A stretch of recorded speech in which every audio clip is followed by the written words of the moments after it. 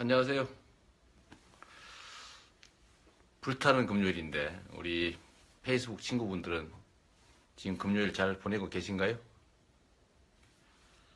아, 제가 우리 친구분들한테 맨날 일방적으로만 제 하고 싶은 얘기하고 요새는 좋아요도 잘 못 누르고 그래서 되게 미안한데 오늘 한번 여러분들 얘기를 한번 들어보려고 합니다. 저한테 한번 하실 말씀 해주시면 제가 제 의견 말씀 좀 드리고 댓글도 한번 읽어볼게요.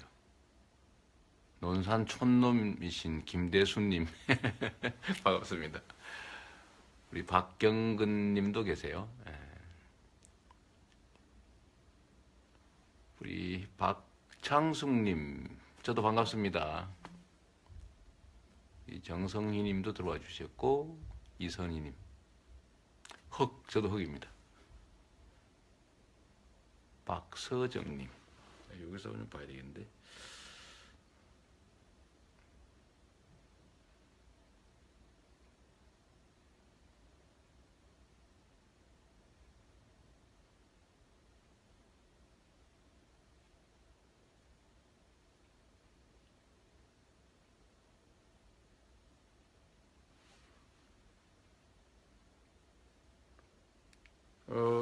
아이고 저도 이 노안이라서 잘 안 보여요. 지금 여기다 읽어봐야 되는데 댓글이 잘 안 보입니다.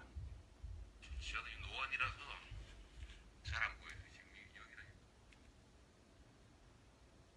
여기다. 이제 됐습니다.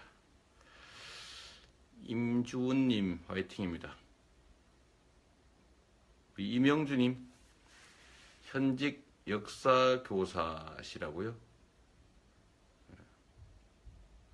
네, 우리 건영님 후원 얘기해 주셨는데, 글쎄요, 오늘 예상보다 빠르게 하루 만에 약 3억 가까이, 그 대개는 뭐 10만원, 3만원, 만원 이렇게 내시는 분들이 무려 3억씩이나 내주셨어요.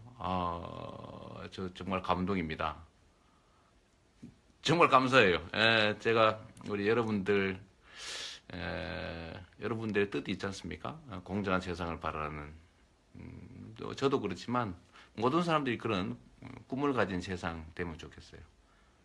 그런 거 하라고 저한테 정말 요즘 얼마나 살기 어렵습니까? 근데 되게 힘드신 분들이 많이 지원해 주셔서 정말 감사해요.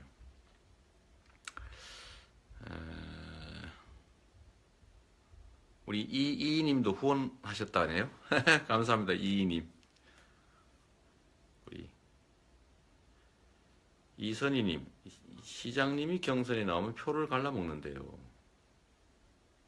그러네요. 이게 제가 경선을 나가게 되면 민주당 후보가 정해질 테고 민주당 후보가 정해지면 제가 이기면 당연히 다른 우리 경선 후보들이 저를 도와줄 테고 또 혹시라도 만약에 제가 지거나 또 다른 사람이 후보가 된다면 저도 열심히 도와줘야죠.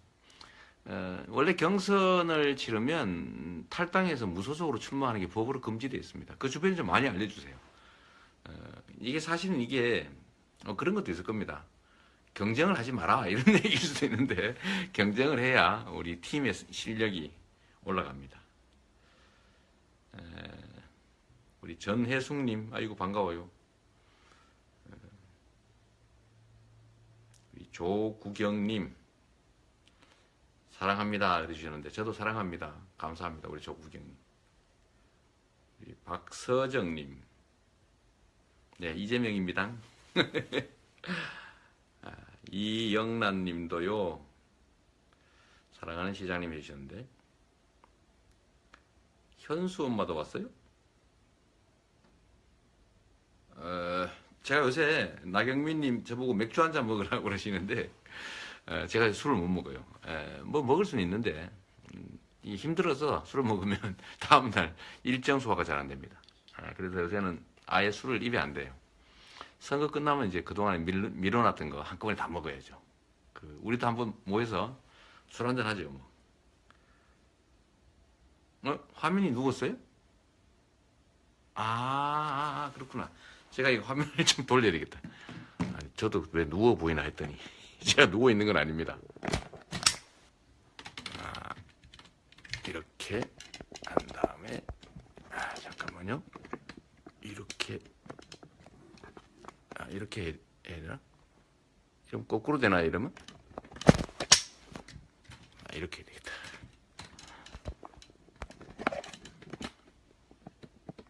이거 처음 하는 거라서 이거. 이제 괜찮죠? 이제 똑바로 됐죠? 네, 똑바로 됐습니다. 이게 역시 초보자라서 이제 제대로 나오죠.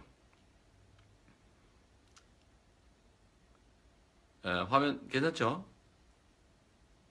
제가 여러분들하고 이렇게 대화하고 있는 시간이 제일 사실 즐거워요. 제가 힘 받을 때가 어디겠어요? 뭐 언론에 나오는데도 뭐 그렇게 잘 써주지도 않고, 그래도 우리 그 페이스북 동지들하고 이렇게 우시오 있자 하고 있을 때 제일 힘납니다. 여러분도 그렇지 않나요? 우리한테 힘 주는 사람들, 그런 사람들하고 같이 있으면 힘나잖아요. 자, 여러분 때문에 힘이 납니다. 제 표정 좋아지지 않나요? 처음보다?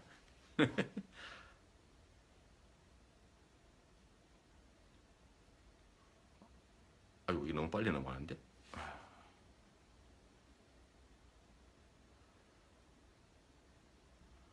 우리 김대수님 후원하고 싶은데 형편이 어렵다는데, 본인은 하지 마시고요. 주변 다른 분들 좀 하게 해주세요. 뭐, 사진 3,000원도 괜찮고, 이 마음이거든요. 우리가 다음 단계로 우리가 이제는 또 경선 선거인단을 모집해서 또 투표도 해야 되는데, 그 투표는 아무나 할 수 있잖아요. 마음만 있으면 할 수 있는 건데, 액수가 문제가 아니고 마음이니까 주변 분들을 설득해서 같이 좀 하게 해주세요. 지금 현재 동시에 1,500분이 같이 보고 계신데 계속 올라가고 있어요. 댓글이 너무 빨리 사라져가지고 이거 읽을 수가 없습니다.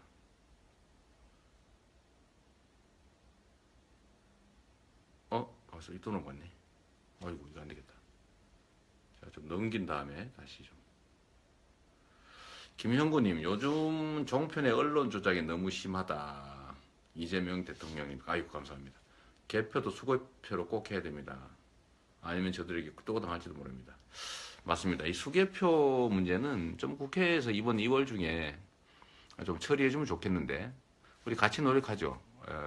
실제로 뭐, 투표소에서 수개표 해버리면 시간도 적게 걸리고, 비용도 덜 들고, 또 안전하고, 또 그 결과 정확하게 표시해서 뭐 본부로 가서 체크하면 되는 거니까, 저는 그게 맞다고 생각하는데, 왜 수개표 안 하는지 잘 모르겠어요. 그리고 세상 일이란 누군가가 뭘 의심하면 의심하는 것 자체도 사회적 비용이기 때문에 그런 비용 안 생기게 깔끔하게 처리하면 좋지 않습니까?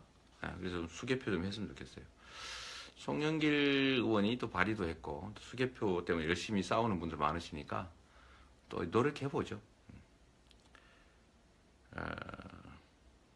정명균 님이 나주에서 봤다고 그러시네요.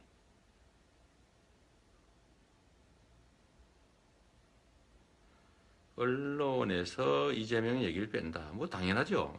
제가 재벌 체제를 해체해서 재벌 가문들이 재벌 기업들한테서 아예 손을 못 대게 만들겠다. 그랬는데 그 사람들이 주요 광고주인 언론들이 저한테 우호적이기가 쉽지 않습니다. 그거 당연하지 않겠어요? 근데 우리가 언제 뭐 언론 때문에 여기까지 온 거 아니지 않습니까? 그러니까 우리는 결국 SNS로 네트워크로 열심히 또 서로 의지하고 힘써서 언론 한번 이겨보자고요. 우리가 언제 기득권자들한테 뭐 도움 받아가면서 뭘 했습니까? 저는 정치는 그렇다고 생각해요. 기득권자들한테 뭔가 도움을 받고 난 다음에 그 기득권자들의 기득권을 억제하는 게 쉽겠습니까? 불가능하죠. 지금까지 정치는 기득권자들에 대해서 그들의 도움을 받고 그들을 지원하는 이 암묵적 공생관계이기 때문에 그래서 사실은 권력을 갖고 난 다음에도 기득권자, 즉 강자들 편을 들고 다수의 약자들이 피해를 보는 거 방치해왔던 겁니다. 근데 이런 걸 우리는 반복할 수는 없잖아요. 최소한 저부터라도 우리 여기 지금 함께하는 우리 친구들부터라도 사실 정상적인 정치 권력을 만들어내고 그걸 통해서 소수의 기득권자들의 횡포를 억제시키고 그래서 진짜 다수의 약자들이 꿈과 희망을 갖고 기회도 누릴 수 있는 그런 사회 만들어야 되지 않습니까? 그래서 언론들이 우리 보도하지 않는 거 슬퍼하지 말자고요.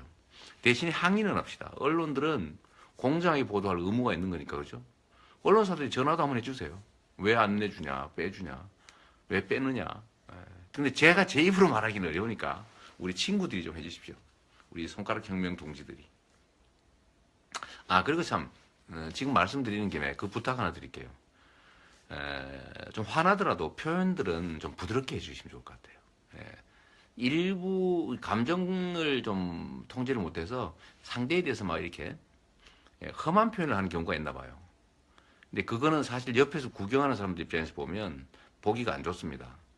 그냥 사실 강한 거는요, 제대로 지적은 하고 대신에 지적하는 내용이 품위가 좀 있고 또 객관적인 사실에 기초를 하면 설득력이 있는데 똑같은 거라도 예를 들면 험한 표현을 한다든지 또는 모욕적 표현을 쓴다든지 또는 뭐 허위 사실을 뭐 넣어서 이렇게 비방한다든지 이러면 설득력이 떨어져요. 그럼 그걸 지켜보는 다른 사람들은 우리를 혐오하게 됩니다. 근데 그건 결국 도와주는 게 아니라 망치는 거거든요. 우리 조금만 신경 쓰자고 이 감정을 좀 잘 추스려야 돼요. 뭘 이렇게 반박하더라도 어떤 상대를 비판하더라도 정말로 객관적 사실에 의해서 애정 가지고 점잖게 부드럽게 지적하면 다른 사람들이 다 알아듣습니다. 그렇게 하는 게 진짜 우리를 도와주는 거죠. 우리한테 도움이 됩니다. 그렇게 해주실 거죠? 너무 빨리 너무 많이 들어와서요. 제가 조금씩. 전정민님, 시장님 덕에 요즘 성남 시민인 게 자랑스럽습니다. 다른 시에 사는 친구들이 부러워해요. 사실 좀 그렇죠. 제가 기초단체장인데 소위 대한민국 대선 후보군에 이렇게 들어가게 된 거는 사실 성남시에서 실적 때문일 겁니다. 성남 시민들이 많이 선전해 주시고 정말 잘하고 있다 이렇게 하니까 그게 전국에 알려져서 대한민국 정치사에 없는 일이 지금 생기고 있는데 우리 홍보해 주신 우리 친구들 정말 감사합니다. 드디어 같이 하신 친구들이 2,000명을 넘었네요. 2,115분 되셨습니다. 잠깐만, 이게 누구야? 유지훈님, 트럼프처럼 연설 때 막말 팍팍 해주세요? 이거 농담이죠? 제가 진짜 막말한 일 있어요? 직설적 표현을 한 일 있어도 제가 막말하지는 않았는데 농담이실 거라고 봅니다. 김태환님, 산모님의 맘마이스 너무 재밌게 봤습니다. 이게 저는 아직 못 봤는데 누가 그 맘마이스 찍을 때 그 페이스북으로 중계하는 건 잠깐 봤어요. 근데 재밌다네요. 그 김용민 씨가 맘마이스라고 파파이스 예, 그 대응하는 그런 무슨 뭐 팟캐스트 비슷한 그런 걸 만들어서 저희 집사람 제 아내를 제일 먼저 찍었대요. 근데 그거 되게 재밌답니다. 저도 한번 보려고 그래요.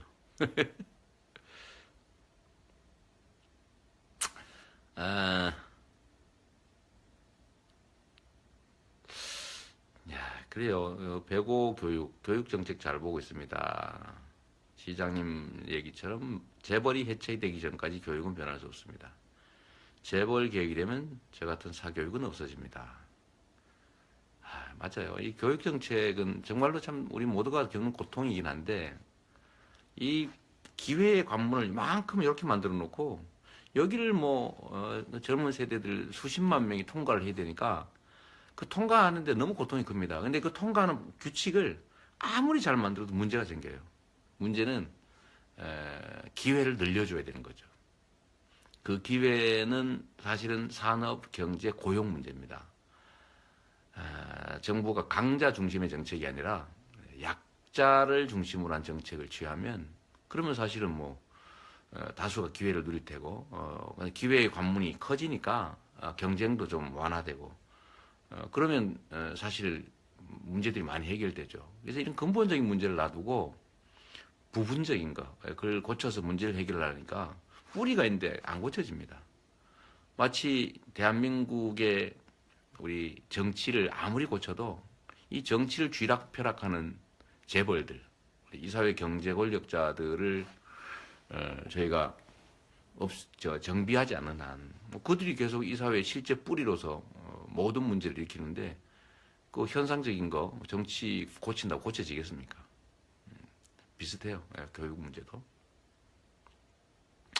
지형태님은 고향 선배님이시라는데, 아이고 감사합니다. 맞아요. 팩트예요. 팩트에 기초한 비판. 이거 진짜 중요해요. 그 저번에 누가 도와준다고 뭐 도와준다고 한 거겠죠. 막 허위사실, 또 모욕적 표현 이런 거 하다 우리가 품위 없는 정치 집단, 정치 세력으로 이게 낙인이 찍혀서 타격이 컸어요. 그런 건 좀 안 하면 좋겠어요.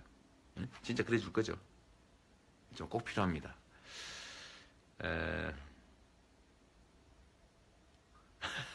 우리 최양규님이 후원금 모아서 시장님 산삼 좋은 놈 사주자고 하시는데, 저 산삼 안 주셔도 됩니다. 이렇게 같이 해주시는 것만 해도 저는 영광일 뿐만 아니라 힘 팍팍 나요. 오늘 보니까 벌써 2,100명 넘으셨어요. 2,156분 같이 해주시는데, 정말 감사합니다. 이러면 힘나잖아요.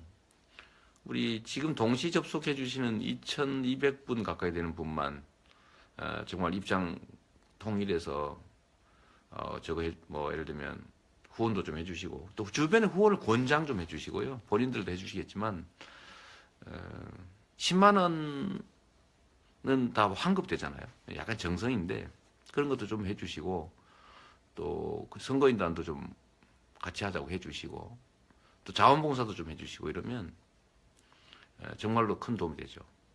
자원봉사 어렵지 않습니다. 집에서 해주셔야 되거든요. 집에서 우리한테 신청해 주시면은 저희가 목록 같은 거 드리고 그 선거인단 가입 좀 하도록 권유해 주시고, 그렇게 하시면은 우리가 이깁니다.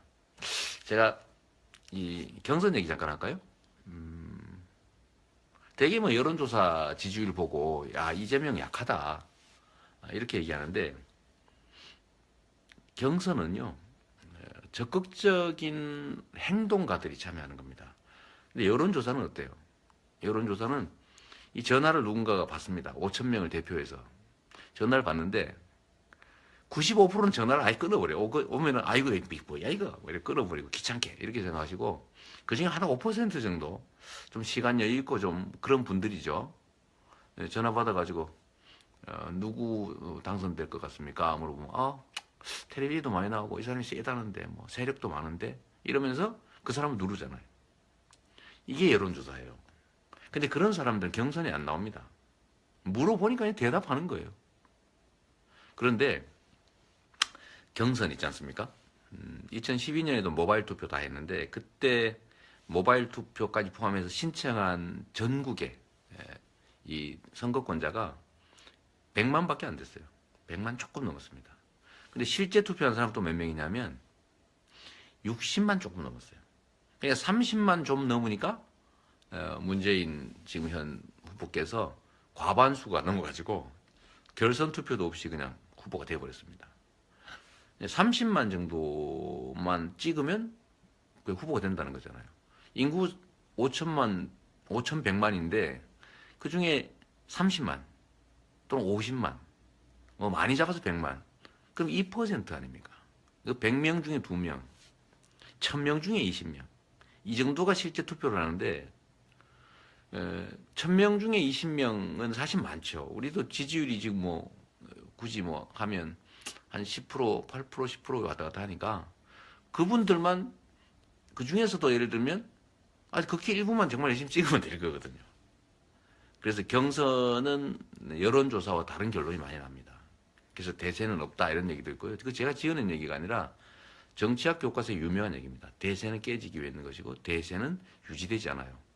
대세는 일정하지 않습니까? 근데 이게 추세로 뚫으면 뒤집어지는 거죠. 역전이 일어납니다. 그래서 대세론이라고 하는 게 잘 유지가 안 되고, 특히 경선에서는 될 것 같은 사람을 찍는 게 아니라요, 꼭 돼야 될 사람이라고 하는 사람 찍죠.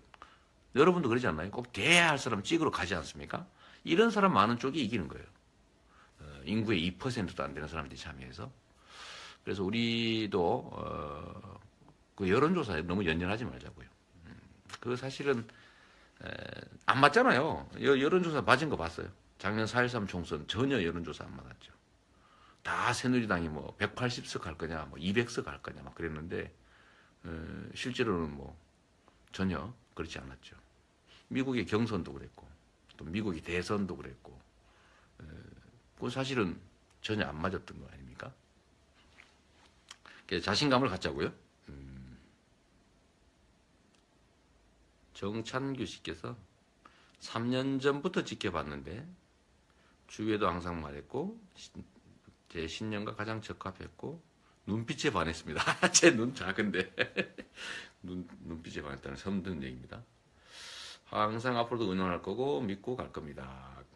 가슴 벅찬 나의 아니 우리의 미래에 가장 필요하고 절대로 소중한 사람이라는 걸 느꼈습니다. 감사합니다. 열심히 할게요. 저는 지금까지 어떤 지위를 노리고 뭘 한 일은 없어요.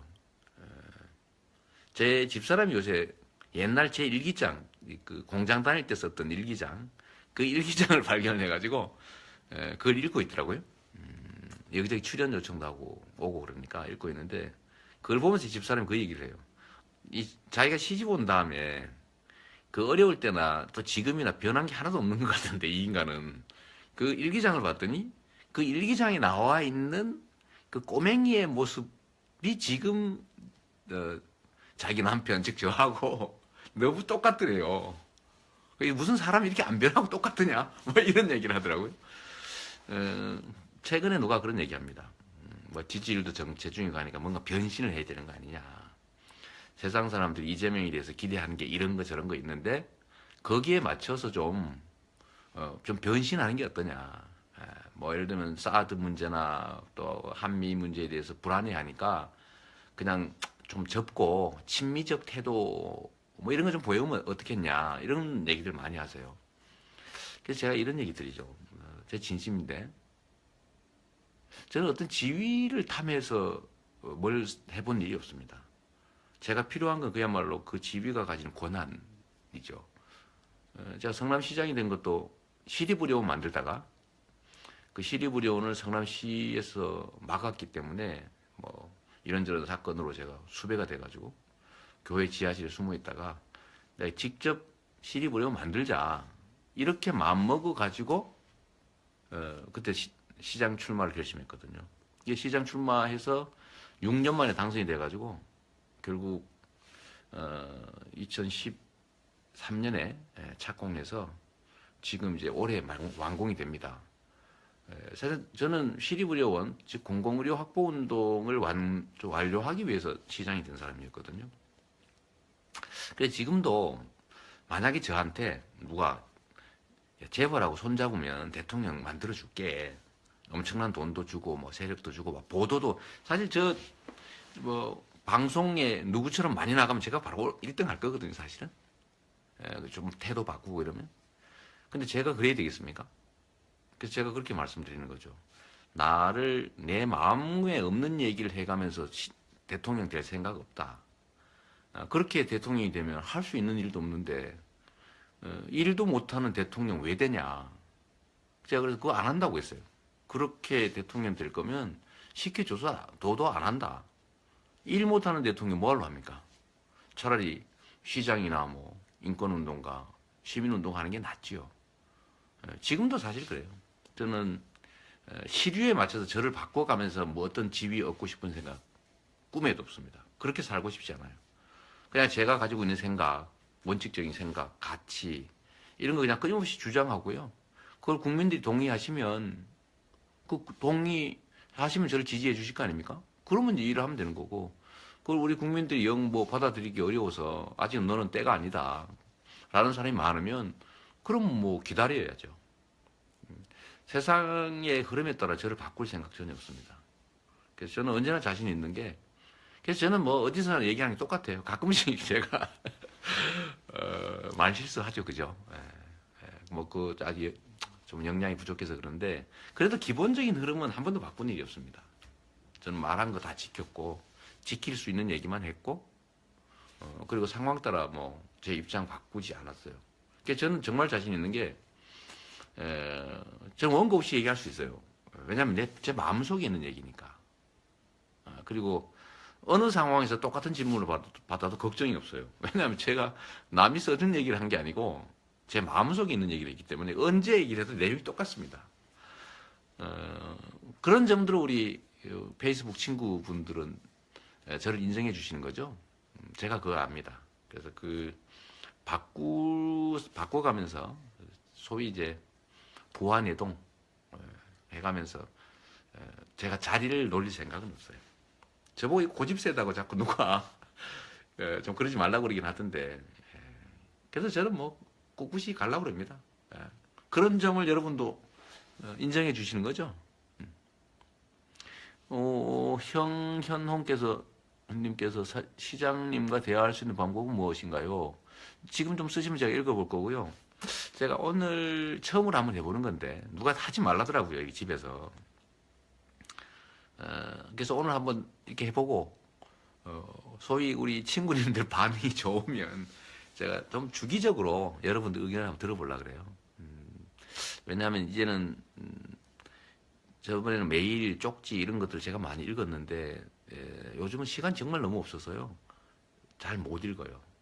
뭐 우리 참모진들이 좀 분류하긴 하고 하긴 하는데 그래서 여러분들 말씀을 들을 기회도 없고 해서 제가 한번 이런 거 한번 시도해 봤는데 지금 2,929분이 동시 접속으로 저 보고 계시네요. 이렇게 하면 좀 얘기를 좀 들을 수 있죠. 이게 뭐 많이 넘어가야 되겠네. 이거 뭐 엄청나게 좀 글이 많이 들어와서요. 황소의 고집 좋아요. 저 황소 고집이 진짜. 여러분도 보시는군요. 몇 명이 동시에 접속하고 있나. 자, 넘겨볼까요? 드디어 3,001 됐습니다. 이 야심한 금요일 밤에 3,000명이 넘는 분들이 같이 얘기하고 있어요. 한혜영님 좋아요? 땅끝. 윤민철님은 저기 해남이신가 보네요. 교육적으로도 좀 바꿔주세요. 너무 경쟁사회입니다. 그래요. 경쟁사회를 경쟁이 치열한 걸 바꿔야죠, 사실.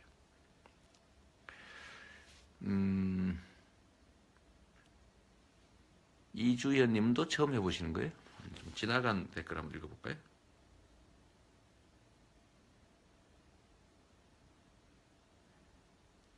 자, 이재호님. 고향이 영양이라고 했던 시장님 평생 지자 이재호.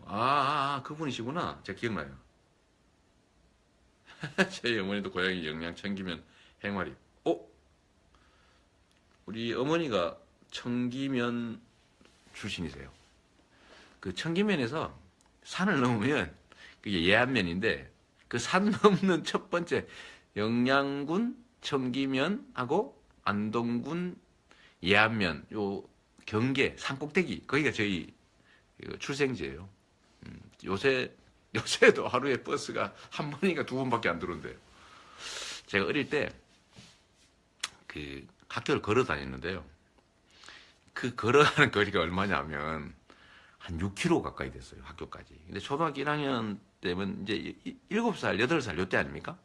근데 그 6km를 산길을 걸어가는데 요즘 저 차길이 있는 게 아니고요. 진짜 산길이에요.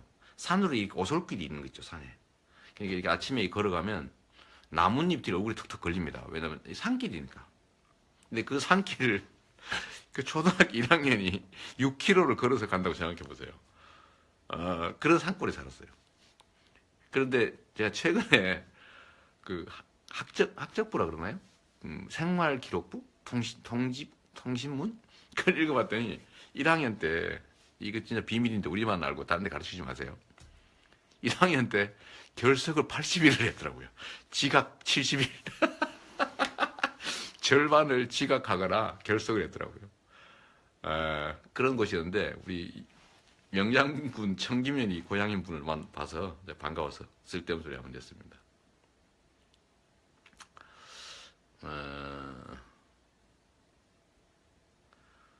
홍군님이 재벌 해체, 적폐청산, 친일청산 어떤 방식으로 이루어져야 한다고 생각하는지.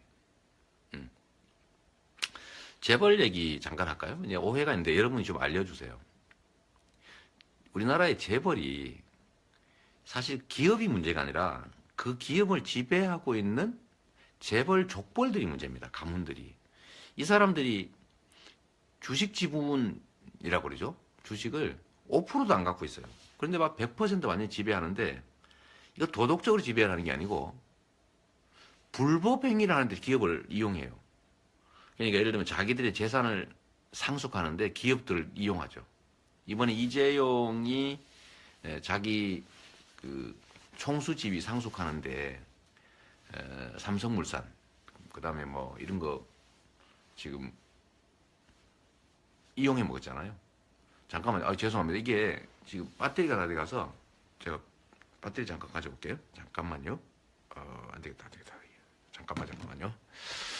배터리를 좀 가지고 오겠습니다. 집사람이 절대로 이게 방을 공개하면 안 된다고 그랬는데 여기다 잠깐 놔두겠습니다.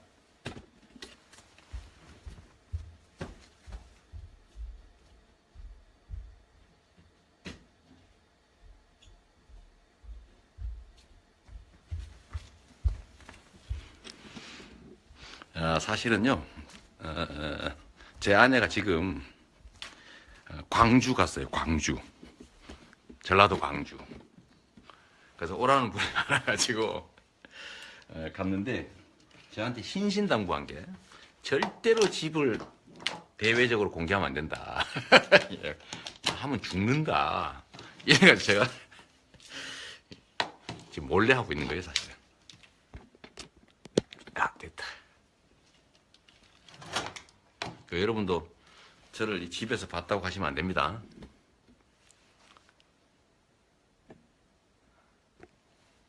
이 참 금요일 밤에 저 이런 페이스북에 들어와서 보시는 분 되게 많네요. 3,300분이 넘었어요. 금요일 밤인데 12시 다 돼가요. 참 재벌 얘기. 그래서 이 재벌 가문들이 문제인 거예요. 이 재벌 기업들한테서 가문들의 부당한 지배, 이 불법 행위를 싹 제거하면 이 재벌 기업들이 얼마나 튼튼한 기업 되겠어요. 그래서 그 튼튼한 기업이 되게 만들어주고 그 기업들이 주주들을 위해서 또 사회적 책임을 다하면서 정상적인 기업 활동을 하도록 만들어주자라고 하는 게 제가 말하는 재벌 체제 해체입니다. 재벌 기업군에서 재벌 기업 집단에서 재벌들의 부당한 지배라고 하는 그런 요소를 암적 요소를 싹 제거하자는 거죠. 그럼 기업이 얼마나 튼튼해지겠습니까? 근데 이거를 언론들이 어떻게 얘기하냐면 이재명이 재벌 해체하자 그런다. 재벌 기업 없애자 그런다. 재벌 기업 없어지면 한국 경제 망한다. 이런 식으로 거짓말을 사실 유포를 하고 있죠. 그러니까 우리 지금 보시는 분들 중에도 있겠지만 이재명 시장이 왜 재벌을 없애자 그러지? 뭐 이런 분이 사실 있을 거예요. 근데 그건 전혀 아닙니다. 재벌 체제를 해체하자. 정상적인 착한 재벌 기업 만들어주자. 그런 거죠.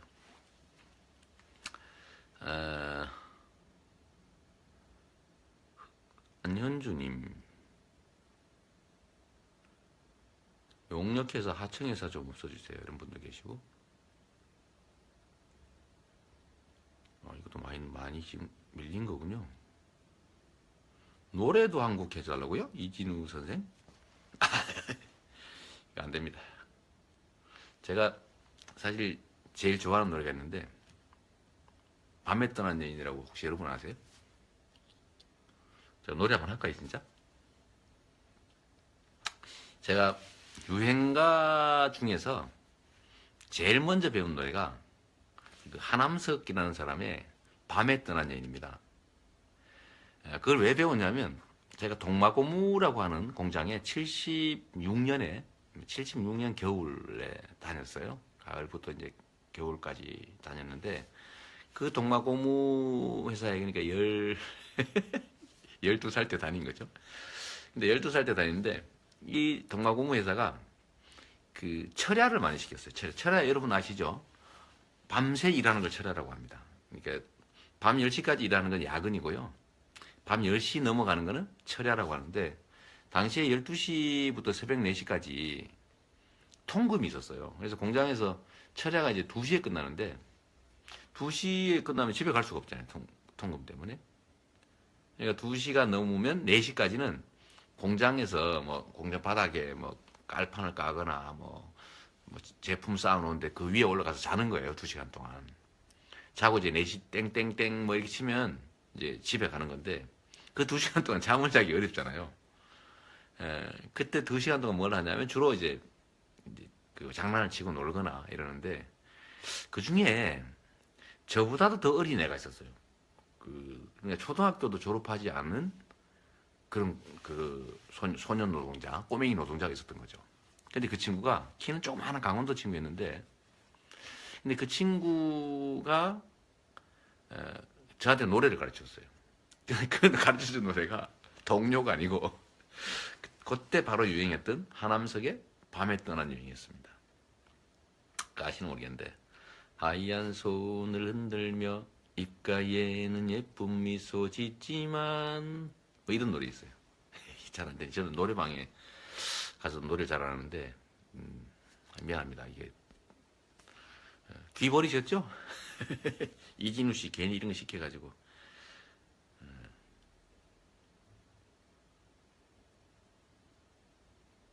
네, 우리 소진성 님이 좋은 제안해 주셨어요. 진짜 이거 중요한데 우리는 페북에서만 우리끼리 자전거래, 자전거래, 좋아요만 해서는 안 된다고 생각합니다. 실제 뉴스 페이지에서도, 뉴스 페이지, 뭐 다음 네이버 이런 데 말하는 거죠. 좋아요, 호감 등 표현해야 합니다. 그리고 댓글 달 때 상대방 비방, 말싸움, 글도 배등 하지 맙시다. 이거 진짜 맞아요. 우리 여러분 지금 페이스북에 3,300분 같이 하고 계신데요. 정말 포털이나 네이버, 뭐 이런 데 있잖아요. 그 기사 이재명 검색 한 번씩 해주시고 하루에 거기다 기사에다가 댓글 하나 써주시고 좋아요 한 번씩 눌러주시면 이게 몇백 명만 돼도요. 몇백 명만 돼도 댓글만 뉴스에 올라갑니다. 그러면 갑자기 수백만이 보게 되는 거예요. 사실은 여러분들 언론에 이재명 안 나온다고 그럴 게 아니라요. 이재명 검색 좀 해주고 댓글 좀 달아주고 댓글에 좋아요 눌러주고 이러면 그러면 올라가거든요. 그거 좀 해주실래요?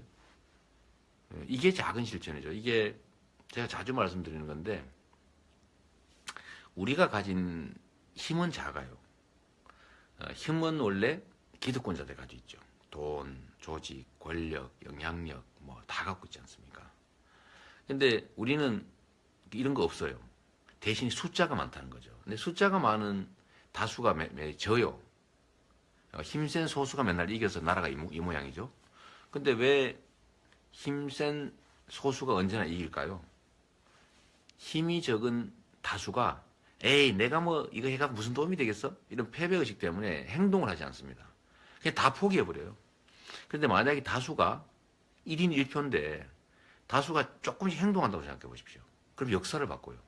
그게 뭐냐면 이번 촛불 국면에서 이 초를 든 시민들이 절대 권력 박근혜를 내쫓을 상황에 와 있잖아요.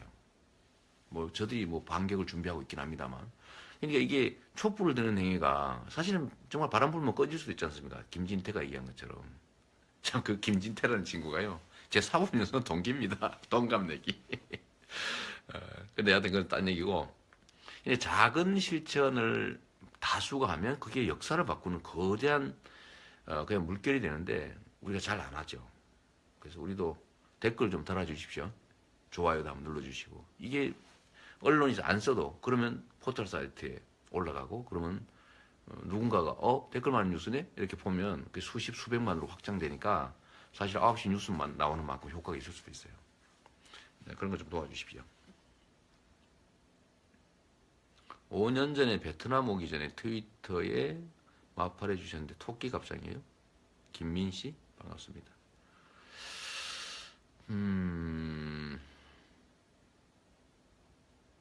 안 들려요?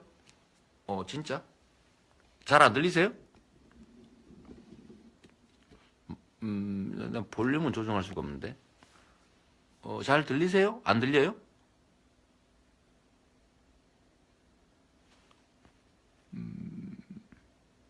들리시나 안 들리시나? 어떠신가요? 이 황보결 씨가 형보수지라고 이제 욕이죠 이거. 이 황보결 씨는 내용을 좀 잘 읽어보면 좋겠어요. 그건 내가 한 얘기가 아니고 형님 부부가 하신 얘기입니다. 잘 들리신다고요? 노동조합과 기업 간의 공정한 경쟁을 위해서 어떤 계획이 있나요? 되게 중요한 부분이죠. 노동자들은 기본적으로 힘이 없어요. 일하지 않으면 그 생계를 유지할 수가 없잖아요. 그래서 헌법이 그런 걸 보장하죠. 힘없는 약자들이기 때문에 다수가 단결해서 힘센 사용자한테 공동 대응할 수 있게 해줬습니다. 그걸 노동 3권이라고 하죠. 그래서 이제 사용자와 노동자들이 이제 힘의 균형을 이루면 정당한 임금을 받을 수도 있고요. 또 부당한 행위를 하면 파업을 하든지 해가지고 힘을 키워서 자기들의 주장을 관철할 수 있어요. 그렇다고 해서 노동자들이 자기 직장 없어져 가면서까지 파업해가지고 그야말로 회사 망하게 하겠어요? 그 어떤 바보가 자기 회사 망하게 하겠어요?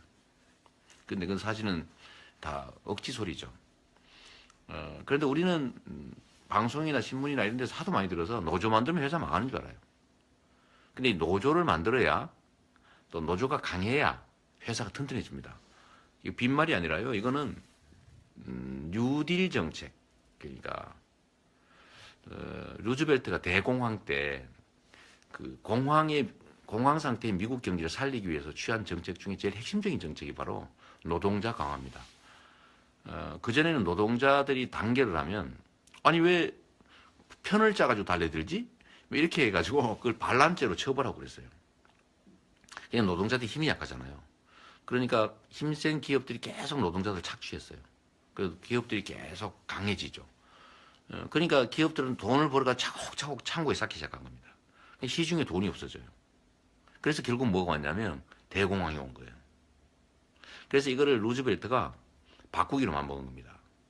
그래서 뭘 했냐면 기업들이 자기들끼리 이렇게 독점 못하게 공정한 경쟁이 가능하게 만들고요. 두 번째는 노동자들을 보호하기 시작했습니다.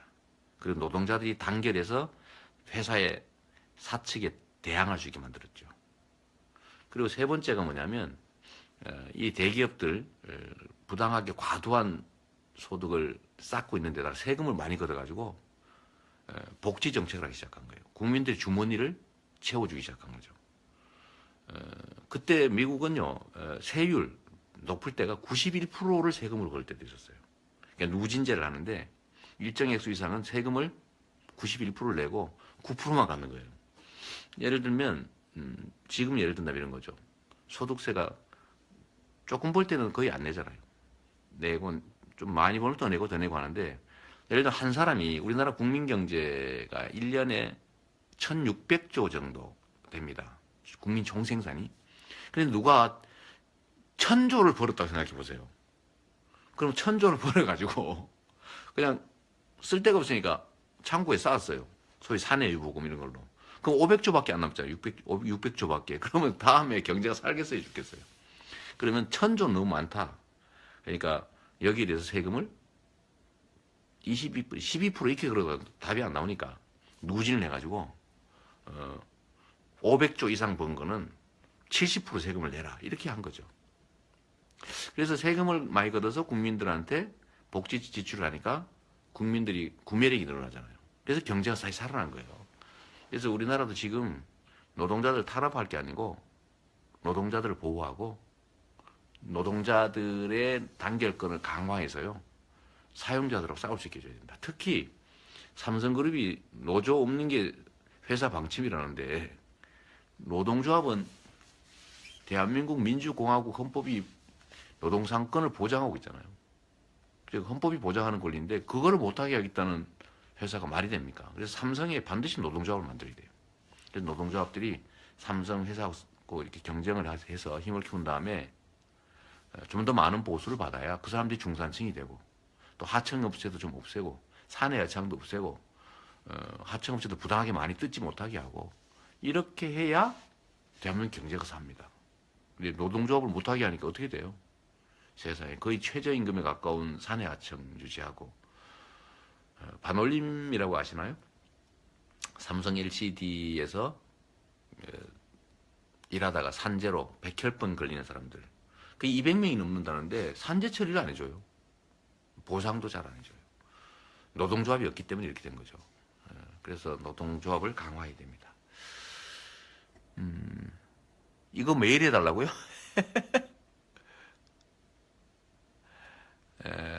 한번 보고요. 여러분들 반응이 좋으시고 호응이 많으면 제가 매일 해야지.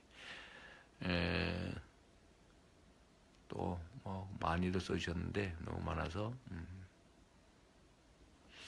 그래요. 참 뉴딜 정책 공감합니다 하셨는데, 제가 그래서 대한민국의 재벌 체제를 해체하고 재벌 기업들을 착한 기업 만들어서 공정한 경쟁이 가능한 그런 경제 만들고요. 그 다음에 노동자 보호하고 노동권 강화하고, 그 다음에 증세해가지고, 사실 증세도 아니죠. 감세한 거 원상복구 해가지고 다시 이제 국민 복지 증진시키면 국민 구매력이 늘어나서 경제가 정상순환이 됩니다. 이렇게 해야 경제 살지 않아요? 이걸 그래서 제가 이재명의 뉴딜 성장 정책이라고 이름 붙였습니다. 맞지 않나요? 제가 재밌는 얘기 하나 해드리면, 이거 들으신 분도 있을 텐데, 우리나라 실업자가 100만 명이라고 해요. 말로는 3점 몇 프로. 그런데 우리나라에요, 법으로 52시간 이상 일하면 처벌하게 돼 있습니다. 왜냐하면 일자리를 늘리기 위해서 노동시간을 줄여야 되거든요. 전 세계적 추세 아닙니까? 요즘 4차 산업혁명 그 논리가 많죠. 기술 발전으로 일자리가 줄어든다. 그런데 그럼 1차 산업혁명 때는 이런 문제가 없었을까요? 산업혁명으로 기계가 발달하니까 일자리가 줄어들죠. 그럼 그때 어떻게 해결됐을까요? 인류는 끊임없이 기술 개발을 해왔고 또 새로운 일자리가 만들어지고 옛날 일자리가 사라졌는데, 어떻게 적응해 왔냐면 노동시간을 줄여왔던 겁니다.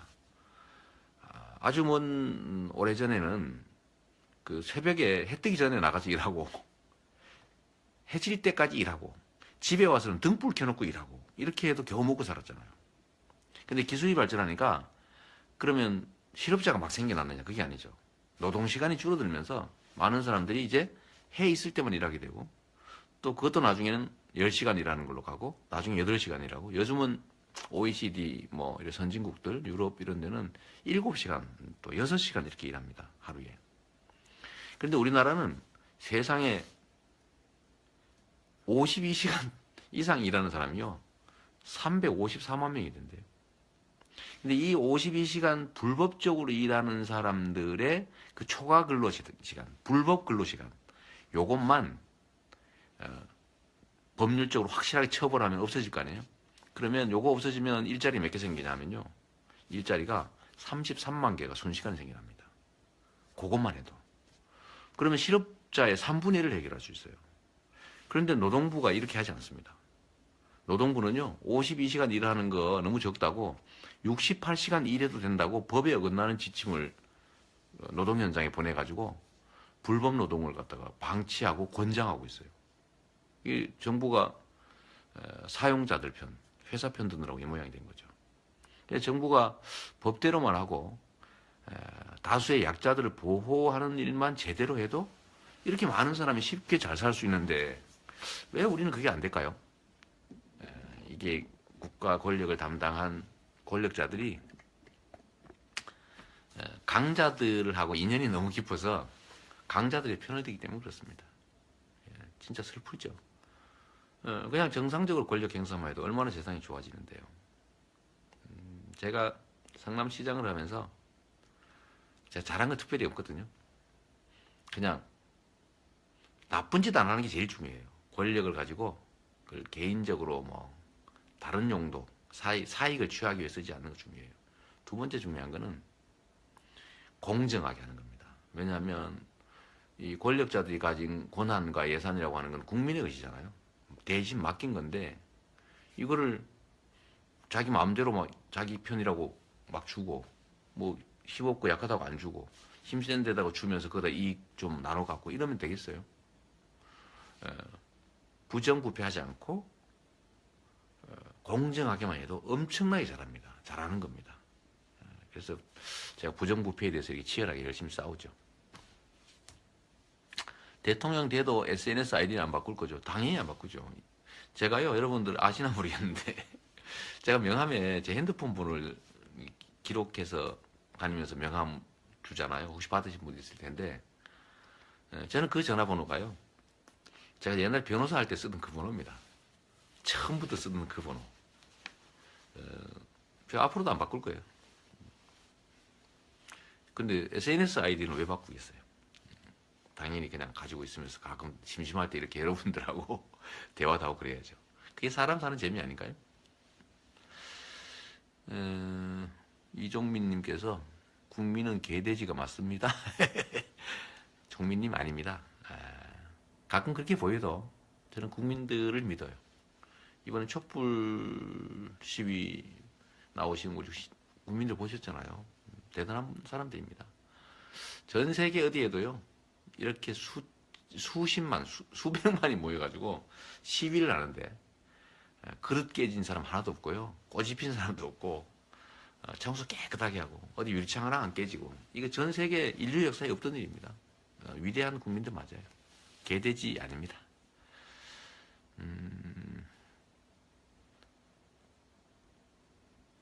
대한민국 40대 50대가 안고 있는 삼중고, 높은 양육 및 교육비, 빚내서 집을 마련한다. 가계대출에 고생하고. 맞습니다. 우리 허영조님 말씀 맞죠? 양육과 교육에 들어가는 비용을 줄여야 한다. 맞습니다. 제가 기본소득 지금 제안했다가 뭐 여기저기서 포퓰리즘이다 이렇게 비난받잖아요. 기본소득. 그런데 이 기본소득이 지금 말씀하신 양육, 보육 문제를 조금이라도 해결하는 거예요. 기본소득을 제가 지급할 대상이 어떤 사람이냐면 신생아, 아동, 그 다음에 학생, 그 다음에 대학생 같은 청년, 또 29세 끝날 때까지 30세 전에 청년들이거든요. 다 어렵잖아요. 근데 이들한테 1년에 100만 원씩 지급하면 그 사람들 보육비용 도움이 되겠죠. 또 65세 이상 돈 없어가지고 종이 주워서 팔다가 비관하고 죽는 자살하는 사람이 얼마나 많은지 아십니까? 우리나라에 1년 자살자가요 17,000명 가까이 됩니다. 한 도시가 한 개의 웬만한 군이 사라지고 있어요. 매년 자살로. 슬픈 일이죠. 그렇게 어려운 우리 노인, 청소년들 저희 도와줘야 되고요. 장애인 너무 어렵잖아요. 그래서 장애인 전원. 그 다음에 농어민들 얼마나 어렵습니까? 그 농어민. 그래서 29세 이하의 청년 아동들, 65세 이상 노인, 그리고 장애인과 농어민. 여기 2,800만 명이더라고요. 여기다 연간 100만 원씩을 지급하되 이거를 그냥 안 주고 또 상품권으로 지역화폐로 지급하는 겁니다. 해당 지역에. 예를 들면 부산이 한 50만 된다는데 약 3조 원 정도가 부산 지역 경제에 풀리게 되죠. 3조 원이 매년 부산에 상품권이 교부가 돼가지고 그 동네에서 반드시 쓰여진다 이렇게 생각해 보십시오. 경제가 살겠죠. 이러면 경제도 살고 국민들 주머니도 두둑해지고 기업들도 뭐 물건 잘 팔아서 좋고 다 좋죠. 근데 이거를 예산으로 어떻게 확보하느냐 이렇게 물어요. 너무 쉽습니다. 이 마음 문제인데 1년에 국가 예산이 400조입니다. 400조. 올해. 이 400조 중에 7%밖에 안 돼요. 4728. 7%는요. 그냥 쉽게 만들 수 있습니다. 기존 예산 조정해가지고. 삼성그룹 같은 데다가 R&D 지원하는 이런 것만 몇 조씩 되는 거 이런 거 깎고 하면요. 금방 만들거든요. 그 돈으로 우리 서민들 주머니도 채워주고 골목 경제도 살고 또 보육, 양육비 이런 거 부담도 줄여주고 얼마나 좋습니까? 이거 꼭 하고 싶은데 여러분도 받고 싶지 않으세요? 예를 들면 장수군, 광주, 이런 시골, 특히 저쪽에, 뭐, 화순, 이런 시골 그군 같은 데 농민이 많잖아요. 그래서 예를 들면 그런 농민들이 한 네 가족, 다섯 가족이 같이 살면은 전원이 다 받게 되니까 그러면 한 1년에 400, 500만 원씩 받게 됩니다.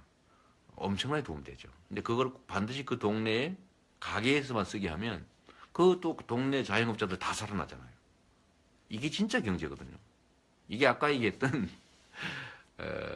이재명의 뉴딜 성장 정책의 일부죠. 이런 거 한번 해봤으면 좋겠는데 여러분도 기회를 한번 만들어 주십시오. 자, 친일정산 꼭 할 거죠? 이나열님 꼭 해야죠.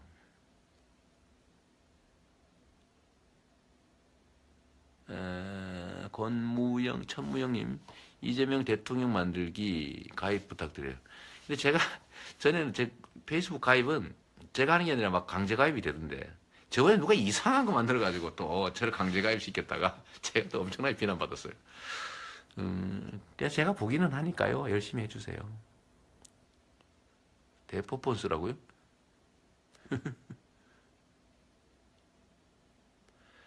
최저임금 대폭 인상에 대한 입장을 표명하라. 저는 수없이 얘기했는데요.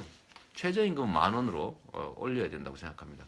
이미 발표했어요. 최저임금 10,000원은 제 공약이죠. 그리고 성남시에서는요. 이미 최저임금 10,000원을 위해서 작업을 계속하고 있습니다. 올해 성남시는 최저임금이 시간당 8,000원이에요. 올해부터. 예를 들면 시 산하기관, 시에 고용된 뭐 비정규직, 계약직 이런 사람들 시간당 10,000원씩 주고 있죠. 자, 8,000원씩. 그래서 내년에는 9,000원, 내후년 정도에는 10,000원을 만들려고 합니다. 시에서부터 먼저 하면 다른 데 따라 하겠죠. 저희가 할 테니까 많이 알려주세요. 그렇게 해야 됩니다. 서민영 씨 핸폰 번호를 있어요. 그건 좀 곤란해요. 네, 감당이 안 돼. 이해 좀 해주세요. 이정희 의원 페북 사진 첫 번째가 이재명 시장님 이던데요? 이 진짜예요? 제가 이정희 의원 되게 좋아해요, 사실은. 우리 민주사회를 위한 변호사의 후배시기도 하고요. 이정희 의원처럼 똑똑한 사람 없잖아요.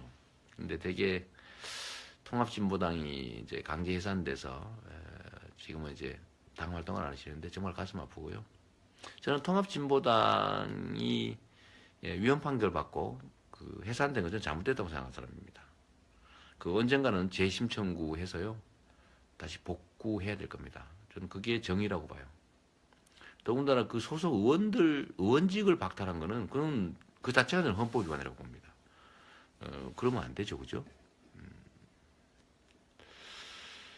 더군다나 대법원에서 선동죄만 유죄, 음모는 무죄 나왔는데 그런 거 다 무시하고 그냥 당의 일부가 그런 선동을 했다고 하면 그 사람만 책임을 져야지 어떻게 당 전체를 해산합니까?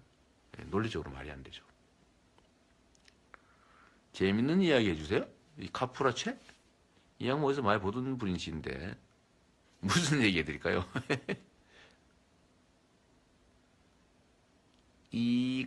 이관님이세요? 이거 메일 해주세요. 그냥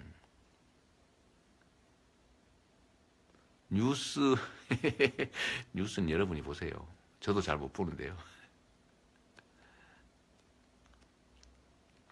조형진님이 정책 하나 제안하신대요. 읽으시고 장애인 정책에 대해 한 말씀 부탁드립니다. 저는 청각 장애인은 아니지만 지체 장애인입니다. 저도 지체 장애인이에요. 그래서 마음 굴뚝 같으나 몸이 따라주지 않아서 거기서 오는 상실감에 대해서 비장애인들보다 잘 안다고 자부하는데 요새는 많은 TV 채널에서도 수화가 많이 보편화되긴 했지만 모든 채널은 아니게 TV 채널의 전면 수화 통역사 의무화를 하는 겁니다. 그거 좋네요. 그렇게 해야 될 것 같습니다. 제가 참고해 놓겠습니다. 맞는 말씀이네요. 그 사이에 또 엄청나게 많이 써주셔서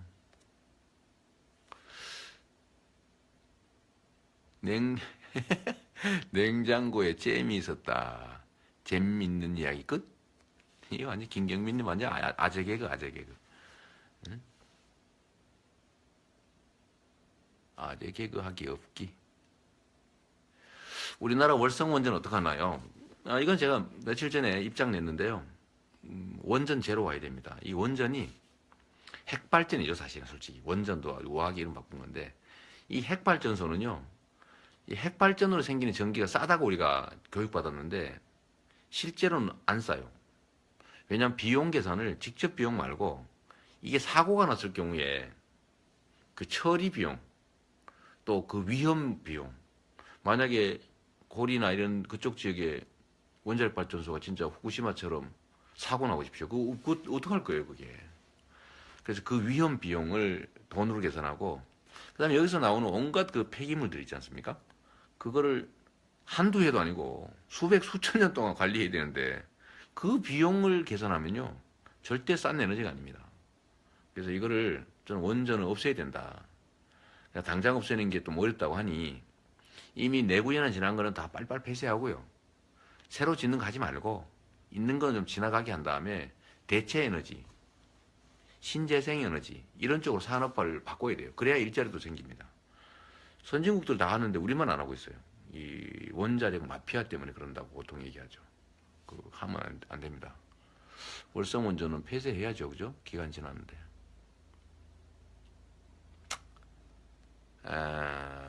또 많이 또 넘어가고 또. 윤미연 님이 영세 자영업자 입장 고려한 정책. 아까 그 말씀드렸어요. 네, 영세 자영업자를 위한 정책들은 꽤 많습니다. 많은데, 뭐 카드 수수료 인하라든지 뭐 이런 것도 있고, 특히 체인점, 가맹점 이런 데는 단체 행동권을 인정해 줘야 돼요. 단체 행동을 하면 지금 불법이거든요. 그러니까 대기업들한테 1대1로 다 교섭해라 그 말인데, 그러니까 불리해지잖아요. 그래서 체인점들, 대리점들 이런 데는 단체 조직을 하고 단체로 집단 교섭할 수 있는 권한을 인정해 줘야 됩니다. 거기다 또 한 가지 좀 추가를 한다면, 제가 아까 제시한 대로 기본소득 43조 원 정도를 지역화표로 해당 지역에서만 쓰게 지급하는 거예요. 그러면 성남 사람은 성남에서만 쓰고, 진주 사람은 진주에서만 쓰고, 1인당 금액이 약 85만 원 정도 되니까요. 100만 도시 같으면은 8천억이 매년 지급되게 됩니다. 8천억이 그 동네에 풀린다고 생각해 보세요. 얼마나 경제가 정말 팽팽 돌아가겠습니까?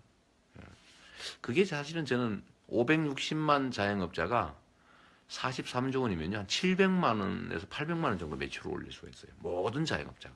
엄청난 금액이죠. 근데 요거 국가에서 한 7%만 투자하면 금방 할 수 있는데, 진짜 제가 꼭 한번 해보고 싶은데, 여러분들 기회를 만들어 주실 거죠? 네, 또 한번 넘겨서 산업용 전기로 인상해야 한다. 맞습니다. 이 기업들은 산업용 전기라고 그래가지고 생산원가의 90%에 공급받고 있어요. 그 말이 안 되잖아요. 우리 국민들은, 그야말로 민간 가구들은 한 1.5배 내지 2배 가까이 전기료를 부담하죠. 서민들이 돈을 모아서 삼성 같은 재벌 기업들 막 도와주고 있는 거예요. 이게 과거, 그러니까 성장기, 한국 경제 성장기에는 뭐 어쩔 수 없었다는 뭐 변명도 통했는데, 지금은 그럴 때가 아니죠. 이거 저는 위헌이라고 생각하는데, 정말 말이 안 돼요. 정상적으로 받고 서민들 전기료 내려줘야 됩니다. 김범수님, 농민들 살려주세요.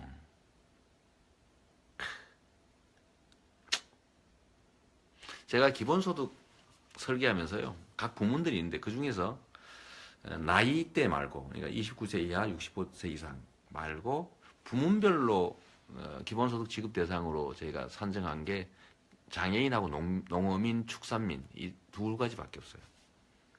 특히 농어민들한테 지원을 해야 저기 지방 경제가 삽니다. 왜냐하면 그 해당 지역에서만 쓸 수 있게 하면 그 동네가 살아나잖아요.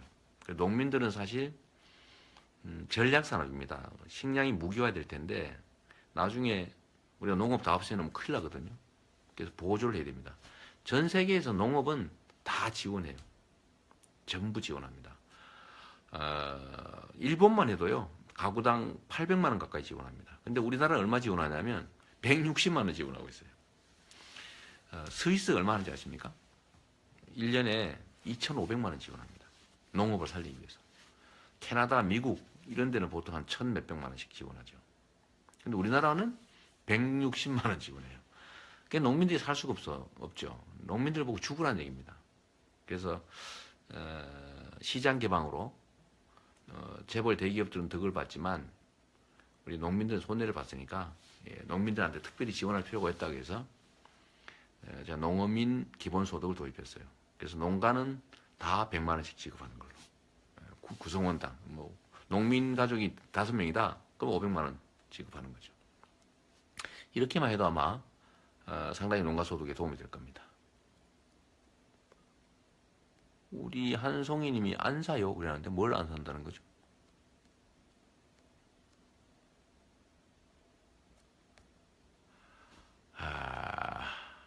GMO 일본산 폐기물 수입 못하도록 막아주십시오. 이건 너무 당연한 얘기인데 제가 하면 취임 다음 날부터 이거 수입 금지입니다. 특히 GMO는 건강상 문제가 있다는 얘기도 있고요. 그런데 표시를 안 하니까 우리가 알지 못하고 사 먹잖아요. 철저하게 표시해야 됩니다. 사실 저는 수입 규제해야 된다고 생각하는데 아니 어디 유전자를 조작해가지고 식물을 만들어요. 그걸 또 사람이 먹어요. 그거 어떻게 될지 알고요. 그거 당연히 막아야 됩니다. GMO 반대. 김현권 의원이라고 농민 대표 국회의원이 계신데 그분하고 저하고 좀 죽이 잘 맞는 편이죠. GMO 막자. 꼭 막아야죠. 야, 그 다음에 이제 그만 좀 해야 되지 않을까요? 시간이 꽤 됐는데. 지금 시간 얼마 됐어요?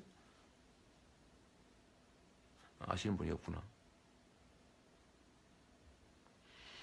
정희성 씨, 성남 사는 고1 학생인데 성남이 확실히 다른 지역보단 잘 살기 좋게 만들어준 시장께 감사. 저도 감사합니다. 당내 경선의 부정선거 방지 대책은 모바일 문제는 저희가 같이 시스템 점검에 참여하기로 했어요. 당을 믿어야죠. 설마 믿읍시다. 다 우리의 식구들이고요. 결국은 우리가 또 함께 가야 될 동지들입니다. 우리가 지금은 경쟁하지만요. 결국은 하나의 팀으로 또 국민의 뜻을 대표해서 싸워서 이겨야 됩니다. 정권 교체해야죠. 근데 가능하면 저는 정권 교체를 하되 더 나은 정권 교체를 하자. 뭐 그런 입장이긴 해요. 크게 읽어달라고요? 실용주의 정책, 진정성 있는 정책 발표하면 뭐하나요? 매체에서 의도적으로 막고 있어요. 여러분도 모두 해야 될 일이 있어요. 페북에서 대통령 만들기 검색해서 가입해 주세요. 이재명 대통령 만들기 위한 댓글 부대입니다. 이거 읽어주면 안 되는데. 관련 기사에 대한 안티 댓글은 즉시 방어, 총력전 들어갑니다. 검색 순위 올라가면 건들지 못합니다.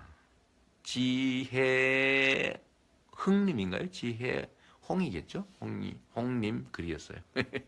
감사합니다. 박원석님이 참여했다고 되어 있네요.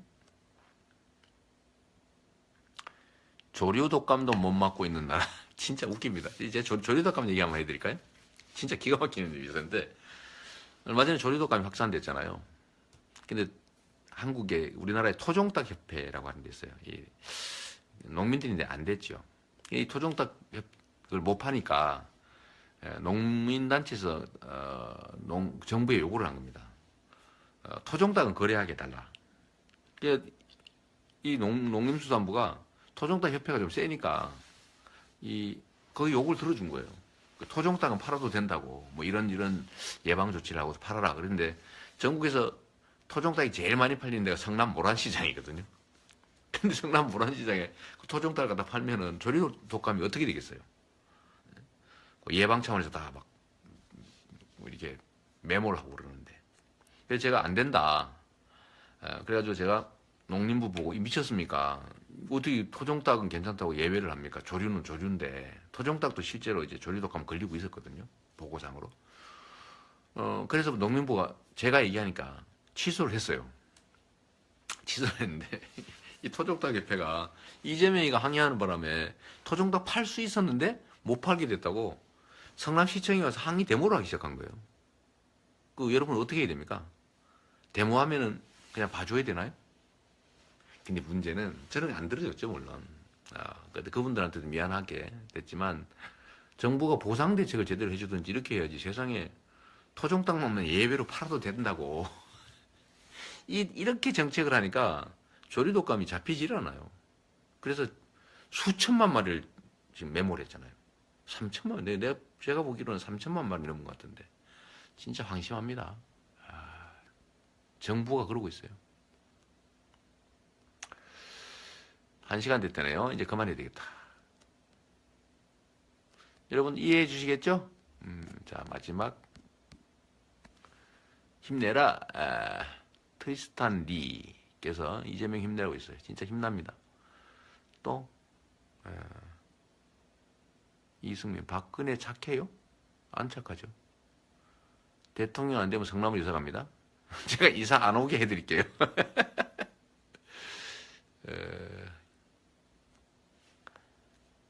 오영환님, 김도형님도 있고요. 박혜연님, 바벨탑, 경선인단 모집 웹자보 30명한테 보내고 설명합시다. 감사합니다, 진짜. 한 사람이 마음먹으면요, 경선 선거인단 수십 명 할 수 있는 거는 금방입니다. 자기 카톡에 있는 사람들한테 좀 해달라고 하면 안 해줄 리가 없잖아요. 뭐 힘든 것도 아니고 돈 드는 것도 아니고 그냥 정성인데, 사실 우리 지지자분들이 열성적이지 않습니까? 근데 그런 분들 찾아서 할 수 있는 기회만 만들어 주시면 많이들 할 거예요. 여러분들 좀 해주실래요? 아마 다음 주 정도부터는 선거인단 모집이 시작될 것 같습니다. 그러면 뭐 콜센터 전화를 하든지 뭐 모바일로 신청만 하면 되거든요. 근데 저희가 그걸 보내드릴 테니까 주변에 많이 좀 보내주시고요. 카톡이든 뭐 밴드든 카페든 이런데 좀 그분들 중에 우리 지지자분들한테 좀 선거인단 하게 해주세요. 진짜 부탁합니다. 우리가 이길 수 있어요. 저는 이긴다고 확신하거든요. 채연님, 재명이 오빠가 제일 멋지대요. 감사합니다. 이렇게 좋은 말 해주면 저도 확 넘어간다니까요. 선거 연령이나 당연히 낮춰야죠. 남재영님. 17살, 18세로 하는 건 당연하고요.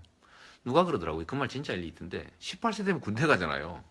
군대는 가야 되는데 투표는 못하는 게 말이 됩니까? 그 말이 안 되죠.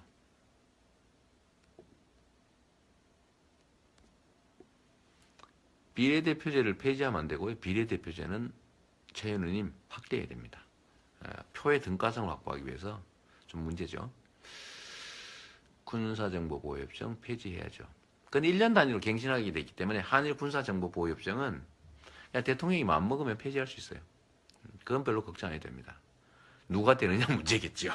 왜냐하면 한일 군사정보보호협정은 한국과 일본 사이에 명시적으로 한 거지만 미국의 사드를 유지하기 위해서 필요한 조치예요. 그래서 사실 미국이 요구한 겁니다. 그러니까 미국의 사드를 어쩔 수 없다 이런 입장을 가진 분들은, 왜냐하면 사드가 유용하기 위해서는 일본의 정부하고 교류를 해야 되거든요. 그러면 일본 한일 군사정보보호협정도 사실 사드를 용인하는 측에서는 폐기 못합니다. 왜냐하면 사드의 일부이기 때문이죠. 한번 보죠. 이진우님은 500명 조직해서 선거인단 조직할 거라는데 진짜 한번 볼게요. 근데 이진우님은 할 수 있을 것 같아요.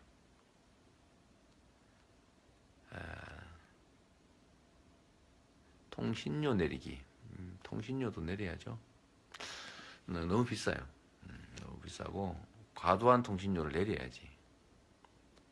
그리고 참 내일 제가요 촛불 집회 갈 텐데 여러분도 많이 오십시오.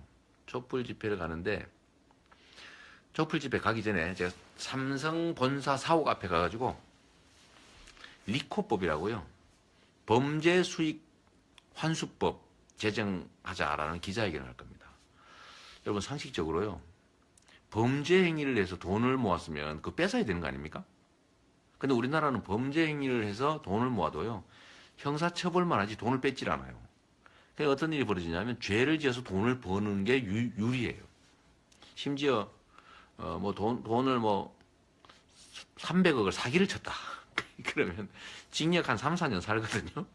그럼 3, 4년 동안 살다 나오면 3, 400 버는 거예요. 말이 안 되잖아요.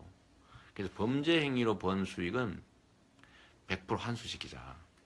그리고 범죄 수익을 갖게 하는 건 상식이 어긋나는 거니까 과거의 범죄 행위로 인해서 수익한 것도 다 뺐자. 몰수하자 이 말입니다. 여러분 동의하세요? 당연히 동의하시겠죠. 이번에 이재용이 국민연금을 이용해가지고 국민들한테 무려 5천억 가까이 피해를 입히고요. 자기는 3조 원 정도 이익을 받습니다. 근데 범죄 행위로 한 거잖아요. 대통령 측근 최순실한테 돈 주고 이런 짓을 한 건데 범죄 행위니까 이 범죄 행위로 얻은 수익을 환수해야 되지 않겠어요? 근데 법이 없어요. 그래서 이 법 만들자. 그런 기자회견을 할 겁니다. 여러분도 동의해 주세요.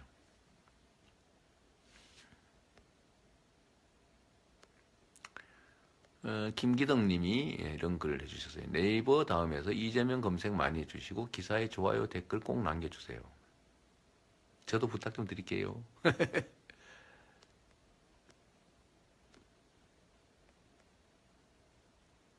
정태호님, 리코법 도입되어야 합니다. 맞습니다. 자, 이호섭님 것만 읽고요. 그만할게요. 12시 반 다 돼가네. 이번 최순실 사건에는 청소년들이 중심에 있었습니다. 저희 청소년들은 이번 최순실 사태를 겪으면서 저희의 목소리를 낼 수 있는 방법은 투표밖에 없다는 것을 알게 되었습니다. 이재명 시장님, 저희 청소년들의 투표권을 보장해 주세요. 우리 청소년은 전혀 미숙하지 않습니다. 맞습니다. 아니 18세 되면요 알 거 다 알아요. 사실 판단력 더 높고 제가 촛불 집회 현장에 가보면 중학생 심지어 초등학생도 자기 의사 다 표현하고요. 충분히 다 세상 일 다 결정할 수 있습니다. 특히 투표권 안 주는 거는 원래 대한민국 국민은 나라의 주인이니까 모두가 투표해야 되거든요. 근데 어리다는 이유로 미숙하다는 이유로 판단이 좀 부족하다는 이유로 투표권을 임시로 뺏어 놓은 거예요. 그러니까 이 판단 능력이 있으면 돌려줘야죠. 그죠? 근데 안 돌려줘요. 이번 2월달 임시국회에서 저는 꼭 통과됐으면 좋겠습니다. 그게 상식이잖아요. 네. 여러분, 밤이 늦었는데요. 이제 그만할까요? 저는 여러분들 덕에 정말 이 자리에 와 있습니다. 우리 페이스북 친구분들, 뭐 다른 트위터, 뭐 카카오 스토리, 인스타그램, 유튜브 이런 친구들이 없었으면 저는 이 자리에 없습니다. 언론이 저를 죽이려고 맨날 했고요. 종북몰이하고 허위사실 유포해서 저를 정치적으로 엄청나게 공격했습니다. 그런데 제가 왜 이 사람들의 표적이 됐나 하면 제가 그 부패한 또는 부정한 또 잘못된 걸 보고 눈 뜨고 못 넘어가는 성질이에요. 뭐 좀 성질이 못됐기도 하고 또 한편은 제가요 성역과 금기에 도전하는 게 취미인 사람입니다. 남들 안 하는 거 해보는 게 되게 재밌어요. 그게 스스로는 어려운 길을 뭐 자초한 측면도 있지만 저는 나쁜 짓 한 건 아니니까 이 세상 제가 초등학교 마치고 어머니 손잡고 공장을 다닐 때 그때 제가 다쳐서 이렇게 여러분 보시다시피 팔도 다 휘었거든요. 이렇게 사실 뭐 완전히 비틀어져 버렸죠. 뭐 코도 냄새를 못 맡고 귀도 사실은 난청입니다. 어릴 때 하도 기계 소리 이런 데 많이 노출돼서 그렇게 억울하게 살았는데 저도 그렇지만 저뿐만이 아니고요. 저희 큰형님은 건설 노동 하시다가 추락 사고로 왼쪽 다리를 절단하셨습니다. 우리 그 다음 형님은 화상을 입어가지고 화상 흉터가 아주 심하게 많이 남았죠. 이렇게. 제 여동생은 건물 청소 그거 하다가 재작년에 죽었어요. 새벽에 출근해서 화장실 청소하다가. 근데 산재 인정도 못 받았습니다. 근데 저만 그런 게 아니라요. 이 세상 사는 모든 사람들이 그런 어려운 환경에 처해 있거든요. 제 꿈은 세상에 좀 억울한 사람이 없게 만드는 거였습니다. 그리고 누군가가 자기가 기여한 것 이상의 많은 부당한 이익을 얻으면 누구는 그걸 뺏긴 거잖아요. 그건 불공정한 거죠. 뺏어가는 사람, 뺏기는 사람. 좀 그러지 않은 세상을 만드는 게 제 꿈이었습니다. 지금도 뭐 그러려고 열심히 하죠. 제가 대학 마치면서 판사, 검사 사실 하고 싶었어요. 성적도 됐고. 근데 진짜 제가 살아왔던 그 현장을 버릴 수가 없었죠. 그래서 그 후부터 제가 인권 변호사로 또 시민운동가로 또 시장으로 지금까지 살아오면서 제가 말했던 건 딱 한 가지입니다. 공정한 세상. 모든 사람들이 공평한 기회를 누리고 또 공정하게 경쟁하고 또 자기가 기여한 만큼 다 가질 수 있는 그런 세상이면 모든 사람들이 행복하지 않겠어요? 근데 소수 몇 사람들이 좀 욕심 채우려고 다수 이 수많은 사람들한테 꿈, 희망 다 빼앗고 말해요. 심지어 지금은 애도 낳기 싫게 만들어버렸는데 그런 세상 좀 바꾸고 싶어요. 제 필생의 꿈이라고 할 수 있습니다. 그래서 지금도 아까 말씀드렸지만 저는 어떤 자리 때문에 공직을 하고 싶진 않아요. 그 공직 자리가 가지고 있는 그 권한, 힘이 필요한 거죠. 그래서 저는 타협해서 제가 지금 강성으로 불린다지 않습니까? 강성의 좌파 또는 진보 이렇게 분류돼서 이거 좀 중도 또는 보수 표들 하면 좀 정책도 좀 바꾸고 강경 주장, 원칙적 주장 좀 덜 하면 안 되겠냐 이렇게 말해요.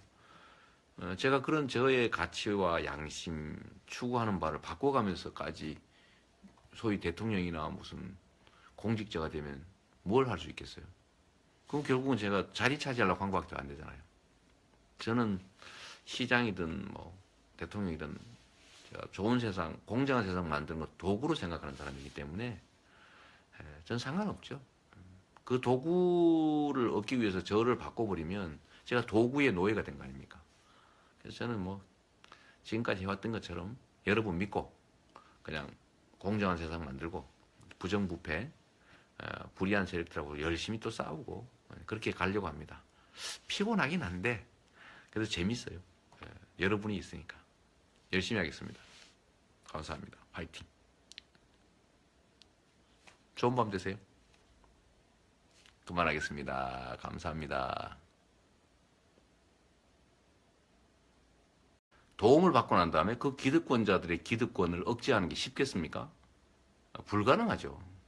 지금까지 정치는 기득권자들에 대해서 그들의 도움을 받고 그들을 지원하는 이 암묵적 공생관계이기 때문에 그래서 사실은 권력을 갖고 난 다음에도 기득권자, 즉 강자들 편을 들고 다수의 약자들이 피해를 보는 거 방치해왔던 겁니다. 근데 이런 걸 우리는 반복할 수는 없잖아요. 최소한 저부터라도 우리 여기 지금 함께하는 우리 친구들부터라도 사실 정상적인 정치 권력을 만들어내고 그걸 통해서 소수의 기득권자들의 횡포를 억제시키고 그래서 진짜 다수의 약자들이 꿈과 희망을 갖고 기회도 누릴 수 있는 그런 사회 만들어야 되지 않습니까? 그래서 언론들이 우리 보도하지 않는 거 슬퍼하지 말자고요. 대신에 항의는 합시다. 언론들은 공정하게 보도할 의무가 있는 거니까 그렇죠? 언론사들이 전화도 한번 해주세요.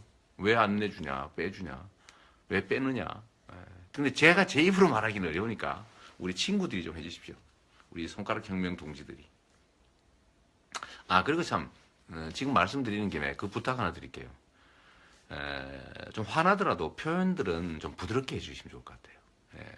일부 감정을 좀 통제를 못해서 상대에 대해서 막 이렇게 험한 표현을 하는 경우가 있나 봐요. 근데 그거는 사실 옆에서 구경하는 사람들 입장에서 보면 보기가 안 좋습니다.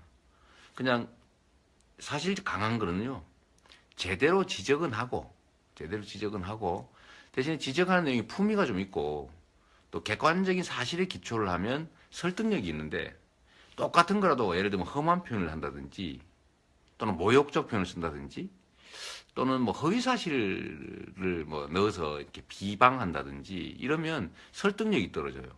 그럼 그걸 지켜보는 다른 사람들은 우리를 혐오하게 됩니다. 근데 그건 결국 도와주는 게 아니라 망치는 거거든요. 우리 조금만 신경 쓰자고 이 감정을 좀 잘 추스려야 돼요.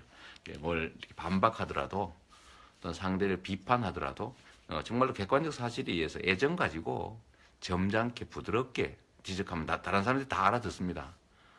그렇게 하는 게 진짜 우리를 도와주는 거죠. 우리한테 도움이 됩니다. 그렇게 해주실 거죠? 너무 빨리 너무 많이 들어와서요. 제가 조금씩. 전정민님, 시장님 덕에 요즘 성남 시민인 게 자랑스럽습니다. 다른 시에 사는 친구들이 부러워해요. 사실 좀 그렇죠. 제가 기초단체장인데 소위 대한민국 대선 후보군에 이렇게 들어가게 된 거는 사실 성남시에서 실적 때문일 겁니다. 성남 시민들이 많이 선전해 주시고 정말 잘하고 있다 이렇게 하니까 그게 전국에 알려져서 대한민국 정치사에 없는 일이 지금 생기고 있는데 우리 홍보해 주시는 우리 친구들 정말 감사합니다. 드디어 같이 하신 친구들이 2,000명을 넘었네요. 2,115분 되셨습니다. 잠깐만 이게 누구야? 유지훈님 트럼프처럼 연설 때 막말 팍팍 해주세요. 이거 농담이죠? 제가 진짜 막말한 일 있어요? 직설적 표현을 한 일 있어도 제가 막말하지는 않았는데 농담이실 거라고 봅니다. 김태환님 산모님의 맘마이스 너무 재밌게 봤습니다. 이게 저는 아직 못 봤는데 누가 그 맘마이스 찍을 때 그 페이스북으로 중계하는 건 잠깐 봤어요. 근데 재밌다네요. 그 김용민 씨가 맘마이스라고 파파이스 예, 그 대응하는 그런 무슨 뭐 팟캐스트 비슷한 그런 걸 만들어서 저희 집사람 제 아내를 제일 먼저 찍었대요. 근데 그거 되게 재밌답니다. 저도 한번 보려고 그래요. 아, 그래요. 배고 교육 정책 잘 보고 있습니다. 시장님 얘기처럼 재벌이 해체되기 전까지 교육은 변할 수 없습니다. 재벌 계획이 되면 저 같은 그냥 후보가 되어버렸습니다. 30만 정도만 찍으면 그 후보가 된다는 거잖아요. 인구 5천만, 5,100만인데 그 중에 30만 또는 50만, 뭐 많이 잡아서 100만. 그럼 2% 아닙니까? 그 100명 중에 2명, 1000명 중에 20명. 이 정도가 실제 투표를 하는데 1000명 중에 20명은 사실 많죠. 우리도 지지율이 지금 뭐 굳이 뭐 하면 한 10%, 8%, 10%가 왔다 갔다 하니까 그분들만 그 중에서도 예를 들면 극히 일부만 정말 열심히 찍으면 될 거거든요. 그래서 경선은 여론조사와 다른 결론이 많이 납니다. 그래서 대세는 없다 이런 얘기도 있고요. 그 제가 지어낸 얘기가 아니라 정치학 교과서에 유명한 얘기입니다. 대세는 깨지기 위해 있는 것이고 대세는 유지되지 않아요. 대세는 일정하지 않습니까? 근데 이게 추세로 뚫으면 뒤집어지는 거죠. 역전이 일어납니다. 그래서 대세론이라고 하는 게 잘 유지가 안 되고 특히 경선에서는 될 것 같은 사람을 찍는 게 아니라요. 꼭 돼야 될 사람이라고 하는 사람 찍죠. 여러분도 그러지 않나요? 꼭 돼야 할 사람 찍으러 가지 않습니까? 이런 사람 많은 쪽이 이기는 거예요. 인구의 2%도 안 되는 사람들이 참여해서. 그래서 우리도 그 여론조사에 너무 연연하지 말자고요. 그 사실은 안 맞잖아요. 여론조사 맞은 거 봤어요. 작년 4.13 총선 전혀 여론조사 안 맞았죠. 다 새누리당이 뭐 180석 할 거냐, 뭐 200석 할 거냐 막 그랬는데 실제로는 뭐 전혀 그렇지 않았죠. 미국의 경선도 그랬고 또 미국의 대선도 그랬고 그건 사실은 전혀 안 맞았던 거 아닙니까? 자신감을 갖자고요.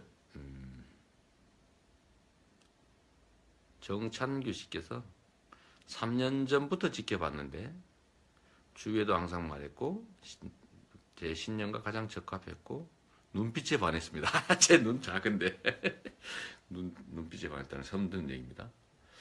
항상 앞으로도 응원할 거고 믿고 갈 겁니다. 가슴 벅찬 나의 아니 우리의 미래에 가장 필요하고 절대로 소중한 사람이라는 걸 느꼈습니다. 감사합니다. 열심히 할게요. 저는 지금까지 어떤 지위를 노리고 뭘 한 일은 없어요.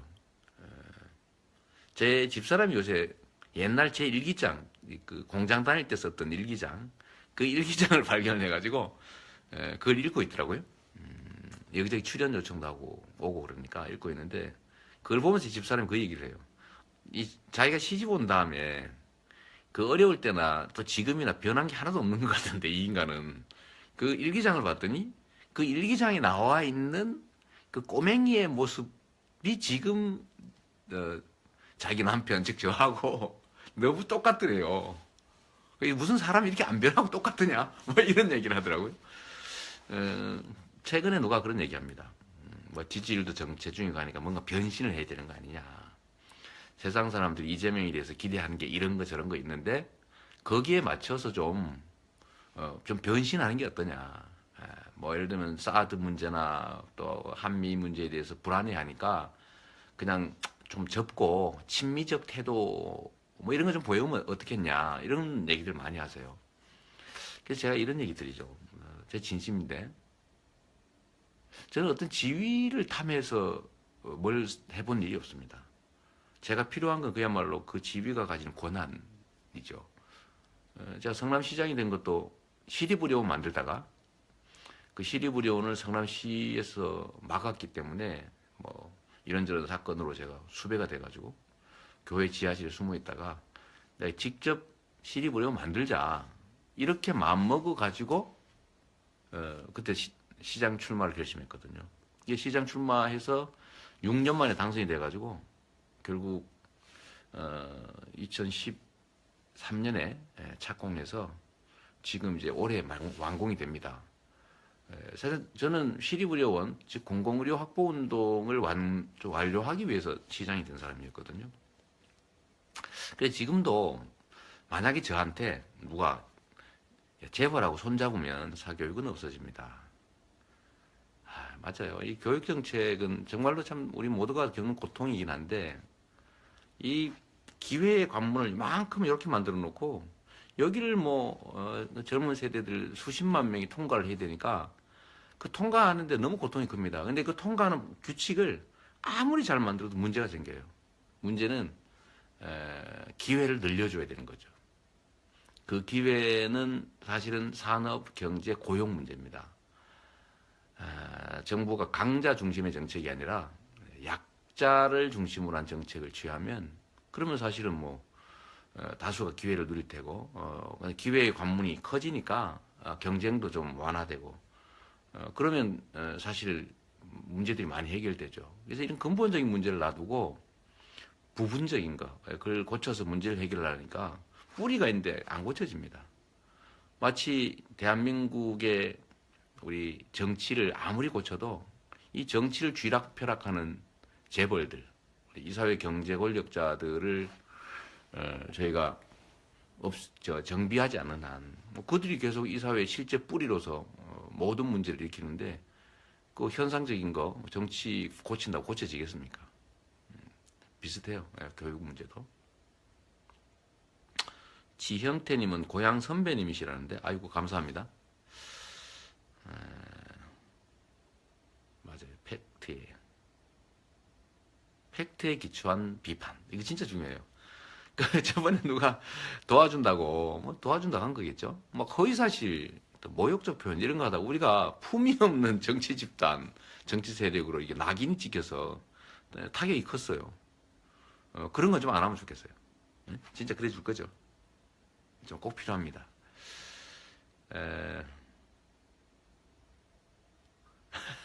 우리 최양규님이 후원금 모아서 시장님 산삼 좋은 놈 사주자고 하시는데 저 산삼 안 주셔도 됩니다. 이렇게 같이 해주시는 것만 해도 저는 영광일 뿐만 아니라 힘 팍팍 나요. 오늘 보니까 벌써 2,100명 넘으셨어요. 2,156분 같이 해주시는데 아, 정말 감사합니다. 이러면 힘나잖아요. 우리 지금 동시 접속해 주시는 2,200분 가까이 되는 분만 정말 입장 통일해서 저거 뭐 예를 들면 후원도 좀 해주시고 또 주변에 후원을 권장 좀 해주시고요. 본인들도 해주시겠지만 10만 원은 다 환급되잖아요. 약간 정성인데 그런 것도 좀 해주시고 또그 선거인단도 좀 같이 하자고 해주시고 또 자원봉사도 좀 해주시고 이러면 정말로 큰 도움이 되죠. 자원봉사 어렵지 않습니다. 집에서 해주셔야 되거든요. 집에서 우리한테 신청해 주시면은 저희가 목록 같은 거 드리고 그 선거인단 가입 좀 하도록 권유해 주시고 그렇게 하시면은 우리가 이깁니다. 제가 이 경선 얘기 잠깐 할까요? 대개 뭐 여론조사 지지율 보고 야 이재명 약하다 이렇게 얘기하는데 경선은요 적극적인 행동가들이 참여하는 겁니다. 근데 여론조사는 어때요? 여론조사는 이 전화를 누군가가 받습니다. 5천 명을 대표해서 전화를 받는데 95%는 전화를 아예 끊어버려요. 오면은 아이고 뭐야 이거 뭐 이렇게 끊어버리고 귀찮게 이렇게 생각하시고 그중에 한 5% 정도 좀 시간 여유 있고 좀 그런 분들이죠. 전화 받아가지고 누구 당선될 것 같습니까? 물어보면 텔레비도 많이 나오고 이 사람이 세다는데 뭐 세력도 많은데 이러면서 그 사람을 누르잖아요. 이게 여론조사예요. 근데 그런 사람들은 경선에 안 나옵니다. 물어보니까 그냥 대답하는 거예요. 그런데 경선 있지 않습니까? 2012년에도 모바일 투표 다 했는데 그때 모바일 투표까지 포함해서 신청한 전국의 이 선거권자가 100만밖에 안 됐어요. 100만 조금 넘었습니다. 근데 실제 투표한 사람 또 몇 명이냐면 60만 조금 넘었어요. 그러니까 30만 좀 넘으니까 문재인 지금 현 후보께서 과반수가 넘어가지고 결선 투표도 없이 입이 안 돼요. 선거 끝나면 이제 그동안에 밀어놨던 거 한꺼번에 다 먹어야죠. 우리도 한번 모여서 술 한잔 하죠, 뭐. 화면이 누웠어요? 그렇구나. 제가 이 화면을 좀 돌려야 되겠다. 아니, 저도 왜 누워 보이나 했더니 제가 누워 있는 건 아닙니다. 이렇게 한 다음에 잠깐만요. 이렇게 해야 되나? 좀 거꾸로 되나 이러면? 이렇게 해야 되겠다.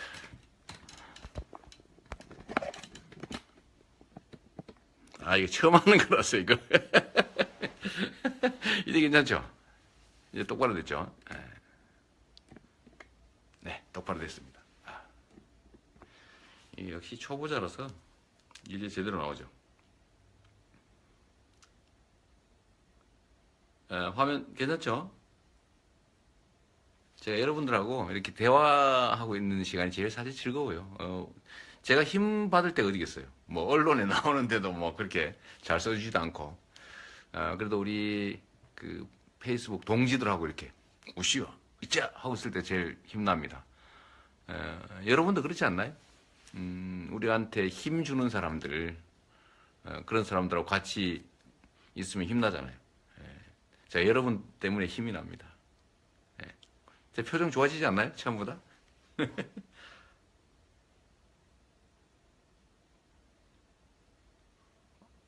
아이고, 이거 너무 빨리 넘어가는데?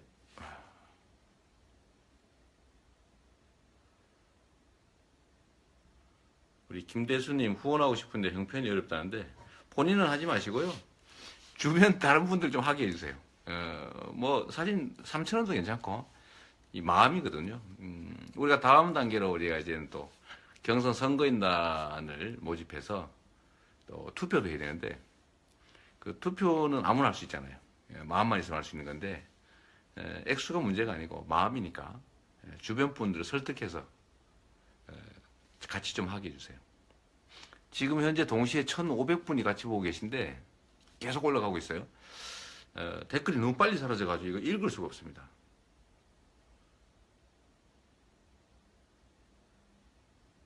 벌써 이 돈을 받네. 아이고, 이거 안 되겠다. 제가 좀 넘긴 다음에 다시 좀. 김형구님, 요즘 종편의 언론 조작이 너무 심하다. 이재명 대통령님, 아이고 감사합니다. 개표도 수개표로 꼭 해야 됩니다. 아니면 저들에게 또 당할지도 모릅니다. 맞습니다. 이 수개표 문제는 좀 국회에서 이번 2월 중에 좀 처리해주면 좋겠는데 우리 같이 노력하죠. 실제로 뭐 투표소에서 수개표 해버리면 시간도 적게 걸리고 비용도 덜 들고 또 안전하고 또 그 결과 정확하게 표시해서 뭐 본부로 가서 체크하면 되는 거니까 저는 그게 맞다고 생각하는데 왜 수개표 안 하는지 잘 모르겠어요. 그리고 세상 일이란 누군가가 뭘 의심하면 의심하는 것 자체도 사회적 비용이기 때문에 그런 비용 안 생기게 깔끔하게 처리하면 좋지 않습니까? 그래서 수개표 좀 했으면 좋겠어요. 송영길 의원이 또 발의도 했고 또 수개표 때문에 열심히 싸우는 분들 많으시니까 또 노력해보죠. 정명균 님이 나주에서 봤다고 그러시네요.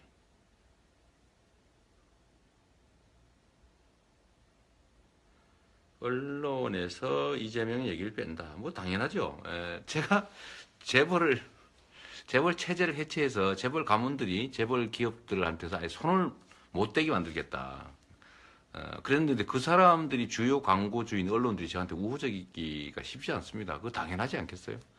근데 우리가 언제 뭐 언론 때문에 여기까지 온 거 아니지 않습니까? 그러니까 우리는 결국 SNS로 네트워크로 열심히 또 서로 의지하고 힘써서 언론 한번 이겨보자고요.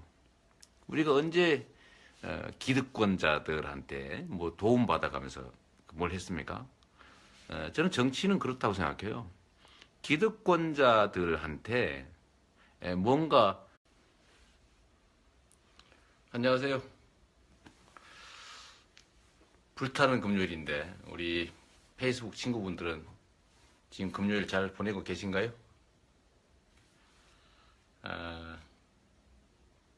제가 우리 친구분들한테 맨날 일방적으로만 제 하고 싶은 얘기하고 요새는 좋아요도 잘 못 누르고 그래서 되게 미안한데 오늘 한번 여러분들 얘기를 한번 들어보려고 합니다.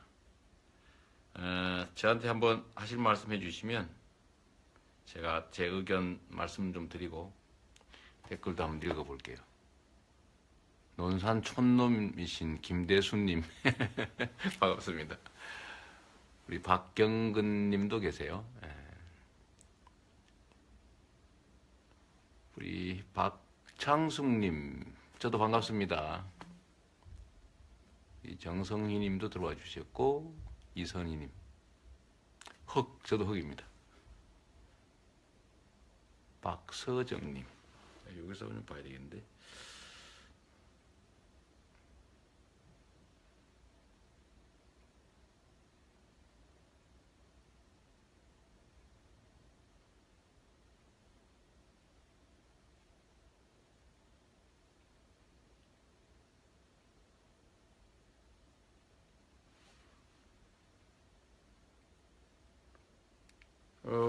아이고 저도 이 노안이라서 잘 안 보여요. 지금 여기다 읽어봐야 되는데 댓글이 잘 안 보입니다.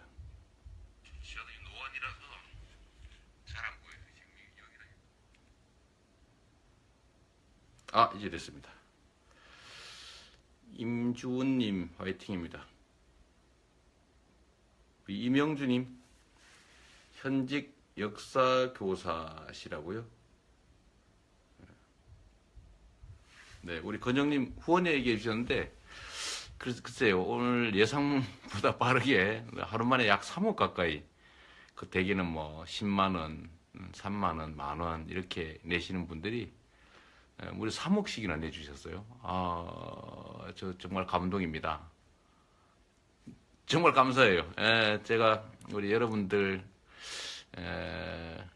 뜻이 있지 않습니까? 공정한 세상을 바라는 저도 그렇지만 모든 사람들이 그런 꿈을 가진 세상 되면 좋겠어요. 그런 거 하라고 저한테 정말 요즘 얼마나 살기 어렵습니까? 근데 되게 힘드신 분들이 많이 지원해 주셔서 정말 감사해요.